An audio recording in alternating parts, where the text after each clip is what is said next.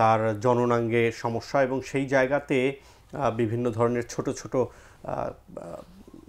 গোটা আকারের এরকম দানা আকারের কিছু রয়েছে, এবং সেখানে তিনি চুলকাতে চুলকাতে ক্ষত স্থান তৈরি হয়েছে। আসলে এটা কেন হয়েছে বা এটার চিকিৎসা কি হতে পারে?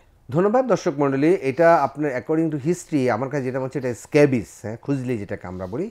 এই পরিস্থিতিতে আপনাকে প্রথম কথা হচ্ছে হাইজিনটাকে মেনটেন করতে হবে। আমি জানি না আপনি বন্যা কবলিত থাকাতে কি না, যদি অন্য জায়গায় হয় আপনার পক্ষে হাইজিন মেনটেন করা সম্ভব, এবং সেক্ষেত্রে প্রতিদিন ধোয়া সুতি কাপড় আপনাকে পরতে হবে, এবং ধোয়া কাপড়ের মধ্যে আপনার কাপড়টা, ইনার কাপড়টা ধোয়া হতে হবে, বাইরের কাপড়টা ধোয়া হতে হবে, গামছা ধোয়া হতে হবে, বিছানা চাদর ধোয়া হতে হবে, এবং যেই কাপড়গুলো ধোয়া যায় না সেই কাপড়গুলোকে আপনার কি বলে রোদে শুকাতে দিতে হবে। যদি রোদে শুকাতে দেওয়ার সমস্যা থাকে সেক্ষেত্রে কাপড়গুলো 72 ঘন্টা একটা পলিথিনের ভিতরে বেঁধে মুখটাকে বন্ধ করে রাখতে হবে। 72 ঘন্টা পরে এই যে সার্পোটিস স্ক্যাবিয়াই, যেটা যেই প্যারাসাইট যে রোগটা হচ্ছে, এই প্যারাসাইটটা মরে যায়।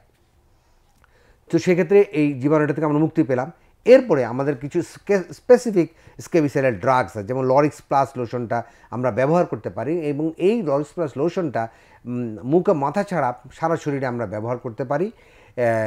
যদি 12 বছরের উপরে হয় 1 বোতলে 1 রাত, আর 12 বছরের নিচে যদি হয় আধা বোতলে 1 রাত একজন দিয়ে পরের দিন সকালে গোসল করে ফেলবে।